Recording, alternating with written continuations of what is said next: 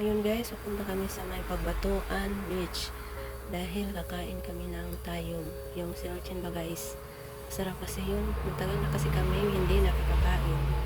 At dahil wala kami sasakyan, maglalakad lang kami. Ang hirap-hirap pa lang ng daanan guys, puro bato. Tapos may bitbit pa kaming mga pagkain.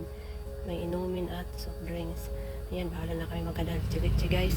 Basta makapunta lang kami doon at makakain. Tapos ito pa may mga dahon pa ng pinya na may mga tinik. Kahit mahirap ang daan guys, inaral talaga namin ito. Basta makakain lang kami.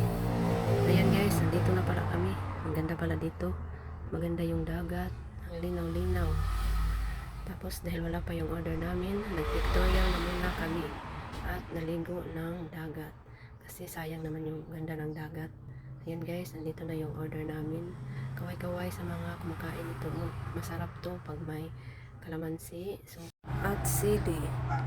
Huwag niyo pong kalilimutang i-share guys. Salamat.